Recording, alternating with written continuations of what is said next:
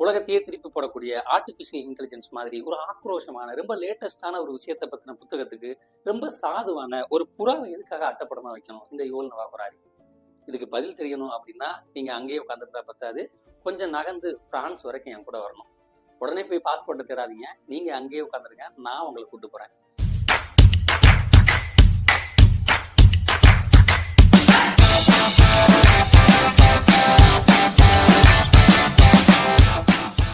இப்போ நம்ம பிரான்ஸ்ல இருக்கிறோம். ஆனா இயர் 2025ல 1918 அதுவும் சாதாரண காலத்துல இல்ல, போர் சூழல் இருக்கிறோம். பிரான்ஸுக்கும் ஜெர்மனிக்கும் பயங்கரமான சண்டை நடந்துகிட்டு இருக்கு. பொதுவா 2 பேருக்கு இடையில சண்டை அப்படின்னா நம்ம பிக் பிரதர் அமெரிக்கா வந்திருக்கணும்ல. அன்னைக்கு அவர் வந்தார்.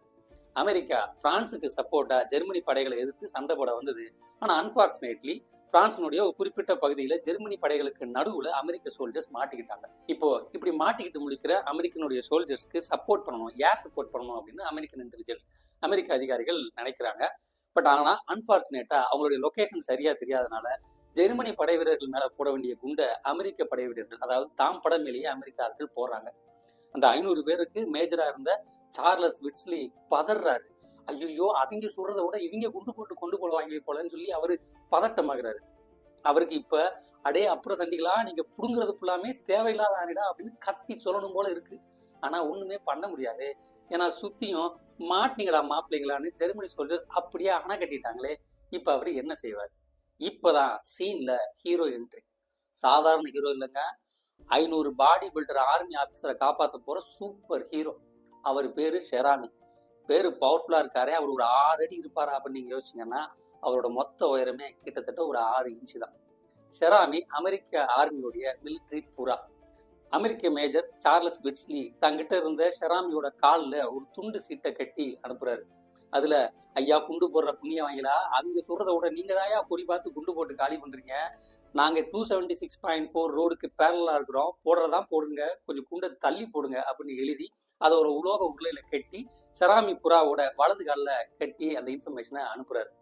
இப்போ அந்த 500 அமெரிக்க சோல்ஜர்ஸோட வாழ்க்கையும் நம்ம ஷெராமி புறா கொண்டு போய் சேர்க்கக்கூடிய அந்த செய்தியில தான் இருக்கு. அந்த 500 பேர்ல ஒருத்தரா இருந்த ஜான் நீல் இப்ப அதை விவரிச்சு சொல்றாரு.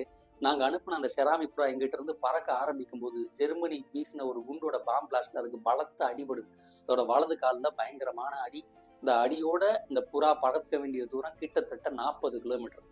பாகுபலி படத்துல வரக்கூடிய கிளைமேக்ஸ், இன்னும் எந்த ஹாலிவுட் படத்துல வர்ற எல்லா கிளைமேக்ஸையும் மீறுற மாதிரி 40 கிலோமீட்டர் 45 நிமிஷத்துல கடந்து அமெரிக்கன் ஹெட் குவார்டர்ஸுக்கு போறாரு நம்ம ஹீரோ ஷெராமி.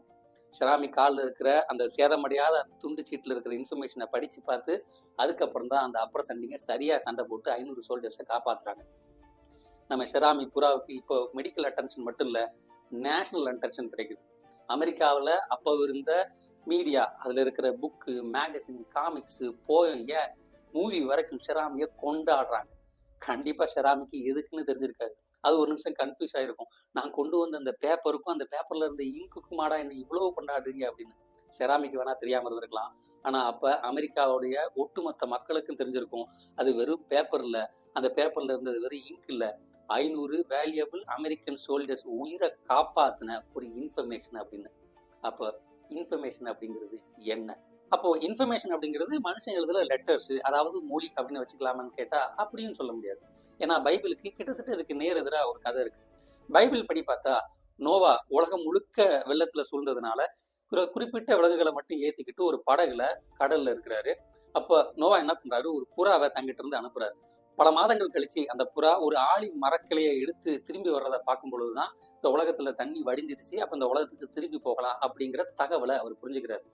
இப்பவும் இந்த புறா ஒரு தகவலை கொண்டு வந்திருக்கு. ஆனா அதுல எந்த குறிப்புமோ மனுஷன் எழுதின எந்த லெட்டர்ஸோ மொழியோ இல்லை, வெறும் மரக்கிளை தான். இந்த கதைப்படி பார்த்தா இப்போ இன்ஃபர்மேஷன்ங்கிறது என்ன? இது ரெண்டை வச்சு நம்ம ஒரு முடிவுக்கு வர முடியாது. ஏன்னா இதே மாதிரி 1917 ஒரு சம்பவம் நடக்குது. பிரிட்டிஷுக்கும் ஓட்டோமன் பேரரசுக்கும் இடையில ஒரு மிகப்பெரிய போர். பிரிட்டிஷ் அரசு ஒரு நெருக்கடியான கட்டத்துல இருக்கு. இப்போ பாலஸ்தீனத்துக்குள்ள இருந்த பிரிட்டிஷ் ஆதரவாளர்கள் பாலஸ்தீனத்துக்குள்ளேயே, அதாவது எதிரி நாட்டுக்குள்ளேயே இருந்து பிரிட்டிஷுக்கு உதவு நினைக்கிறாங்க. அதுக்கு நீலி அப்படிங்கிற பேர்ல ஒரு ஸ்பை நெட்வொர்க்கை உருவாக்குறாங்க. ஆனா அவங்களால எந்த வழியிலையும் தகவலை கொண்டு போய் சேர்க்க முடியல, எந்த வழியிலையும் எப்படி சொல்றது அப்படிங்கிறது தெரியல. ஆனாலும் அவங்க தகவலை பாஸ் பண்ணாங்க. எப்படின்னு கேட்டீங்கன்னா, ஒரு குறிப்பிட்ட நாள்ல ஒரு குறிப்பிட்ட இடத்தினுடைய ஜன்னல் ஷட்டரை திறக்கிறது மூடுவதன் மூலமாக ஒரு தகவலை அவங்க பிரிட்டிஷ்க்கு பரப்புனாங்க. அதாவது அந்த ஷட்டர் திறந்திருந்தா ஒரு இன்ஃபர்மேஷன், இந்த ஷட்டர் மூடி இருந்தா ஒரு இன்ஃபர்மேஷன். இதுவும் ஒரு முக்கியமான விளைவுகளை ஏற்படுத்துது. இந்த விஷயத்துல இப்போ மனுஷன் எழுதின எந்த மொழியும் இல்லை, அதை கொண்டு வந்து சேர்த்த எந்த புறாவும் இல்லை, வெறும் உயிர் இல்லாத ஒரு ஜன்னல் ஷட்டர் இங்க இன்ஃபர்மேஷனா மாறுது. அப்போ இதுபடி பார்க்கும்போது இன்ஃபர்மேஷன் அப்படிங்கிறது என்ன? அட என்னப்பா இன்ஃபர்மேஷன்னா என்ன, இன்ஃபர்மேஷன்னா என்னன்னு திரும்ப திரும்ப வேற வேற சம்பவங்களை சொல்லிட்டு இதே கேள்வியை கேட்டுக்கிட்டே இருக்க அப்படின்னு கேட்டீங்கன்னா, ஏன்னா இந்த கேள்விதான் இந்த உலகத்தை நம்ம புரிஞ்சுக்கிறதுக்கான அடிப்படை. பொதுவா சொல்றேன் புருஷோத்தம அப்படின்னு ஏதோ விஷயங்களை பத்தி பேசிட்டு போயிடலாம். ஆனா அது உலகம் முழுக்க இருக்கக்கூடிய எல்லாரும் ஒத்துக்கிற மாதிரி சரியா டிஃபைன் பண்ணி சொல்றது அப்படின்னா அது கஷ்டம். அது மாதிரியான ஒரு கஷ்டம் தான் இன்ஃபர்மேஷன் தான் என்ன அப்படிங்கிறத கரெக்டா டிஃபைன் பண்ணி சொல்றது. இன்னைக்கு வரைக்கும் இயற்பியலாளர்களாலையும் சரி, தத்துவியலாளர்களையும் சரி, பயாலஜியில் இருக்கிறவங்களாலையும் சரி, குவாண்டம் பிசிக்ஸ்ல இருக்கிறவங்களாலும் சரி, இன்ஃபர்மேஷன் தான் என்ன அப்படிங்கிறத ஒத்துக்கக்கூடிய ஒரு சரியான டெஃபினேஷனுக்குள்ள வர முடியல. அதனாலதான் நான் அந்த குடிமைப்பிடி சண்டைக்குள்ள போல அப்படின்னு சொல்லிட்டு யோல்னவா போராடி வரலாற்று பார்வையிலிருந்து இன்ஃபர்மேஷனை டிஃபைன் பண்ண ட்ரை பண்றாரு. ஏன் எவ்வளவு மெனக்கடல் எடுக்கணும் அப்படின்னா, இந்த புத்தகத்தினுடைய அடிப்படையே இன்ஃபர்மேஷன்னா என்ன அப்படிங்கிற கேள்விதான்.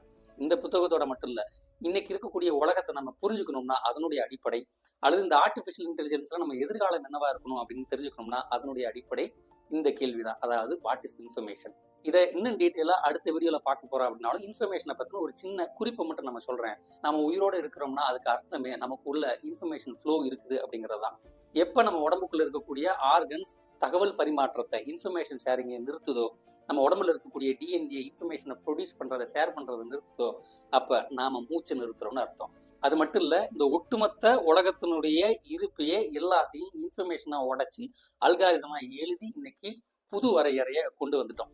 அதனாலதான் இந்த இன்ஃபர்மேஷனை கட்டுப்படுத்துறவங்க தான் இந்த பிரபஞ்சத்தை கட்டுப்படுத்தக்கூடிய வல்லமை பெற்றவங்களா ஆவாங்க அப்படிங்கிற யதார்த்தத்தை இந்த புத்தகத்துல அவர் வைக்கிறாரு. இதை பத்தி இன்னும் டீட்டெயிலா அடுத்து என்னென்ன விஷயங்கள்லாம் போட்டு உடைக்க போறாரு அப்படிங்கிறத அடுத்தடுத்த எபிசோட்ஸ்ல இன்னும் சுவாரஸ்யமா பார்க்க போறோம். நீங்க இது வரைக்கும் இந்த வீடியோவை பார்த்துருக்கீங்க அப்படின்னா வாழ்த்துக்கள். ஏன்னா இந்த உலகத்தினுடைய மிக முக்கியமான புதிரை புரிஞ்சுக்கிறதுக்கான முயற்சியில நீங்க இருக்கிறீங்க.